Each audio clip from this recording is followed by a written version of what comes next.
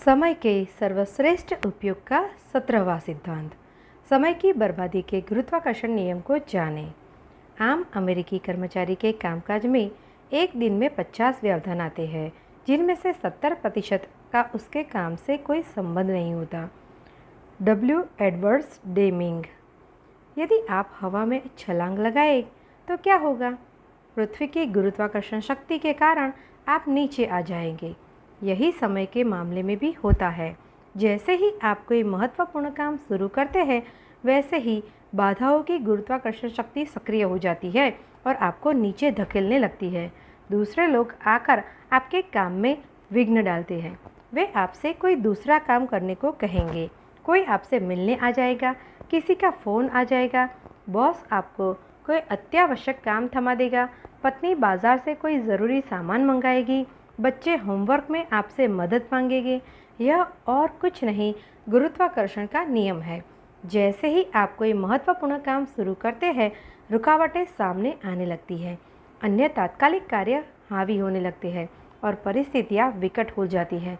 यह और कुछ नहीं, बाधाओं का गुरुत्वाकर्षण है जो आपको नीचे खींच रहा है। आपको इस गुरुत्वाकर्षण शक्ति के प्रति सजग रहना चाहिए।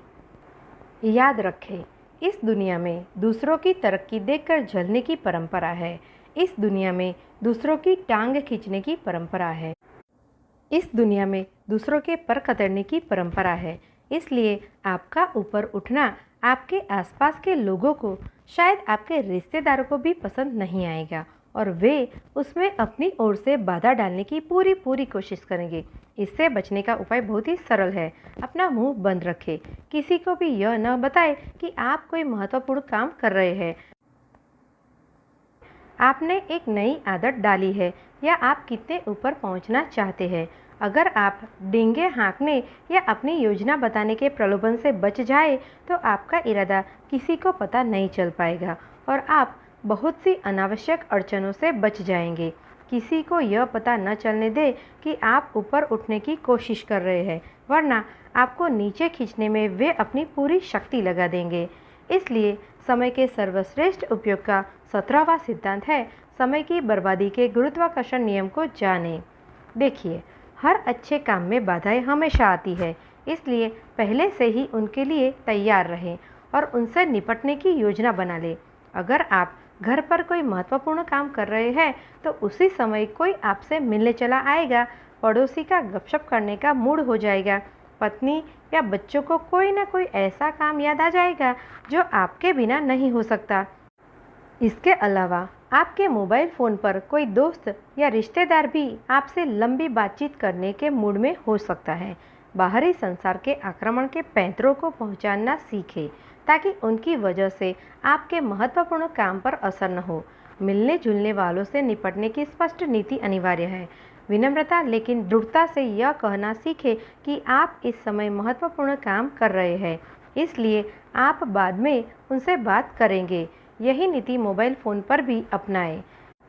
वैसे मोबाइल फ़ोन को तो आप स्विच ऑफ भी कर सकते हैं। मेरी सलाह यह है कि तुम अपने मिनटों का ध्यान रखो, फिर घंटे अपनी परवाह खुद कर लेंगे। Lord Chesterfield. इस मामले में मेरा एक मित्र बड़ी ही रोचक नीति अपनाता है।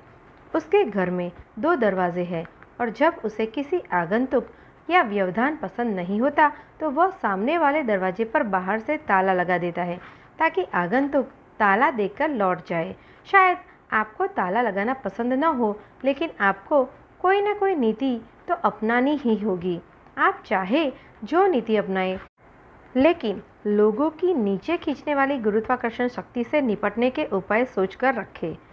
अपॉइंटमेंट के बिना किसी से न मिले और अपॉइंटमेंट की अवधि सीमित रखें। जैसे हम इस बारे में शाम 4 से 4:15 तक बातचीत करते हैं। जिन लोगों के पास खाली समय होता है वे हमेशा काम करने वाले लोगों का समय बर्बाद करेंगे। Thomas shovel.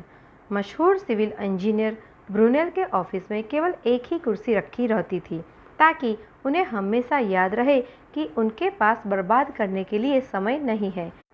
अगर मिलने वाला किसी महत्वपूर्ण काम के सिलसिले में आता था तो वे कुर्सी उसे दे देते थे। दूसरी ओर अगर मिलने वाला किसी महत्वहीन काम के लिए आता था तो वे कुर्सी पर खुद बैठे रहते थे।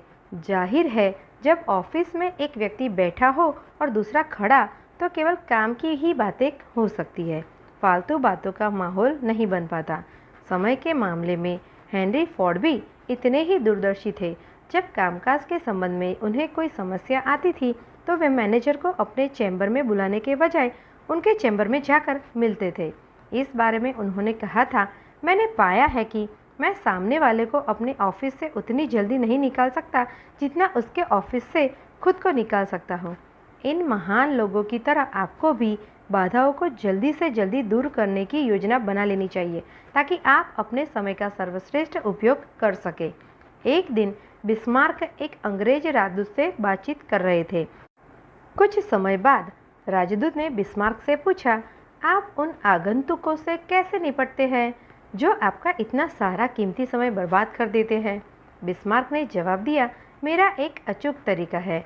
मुलाकात के बीच मेरा नौकर आकर कहता है कि मेरी पत्नी मुझसे कोई ज़रूरी बात करना चाहती है। समय काटने का मतलब दरअसल यह है कि समय हमें काट रहा है।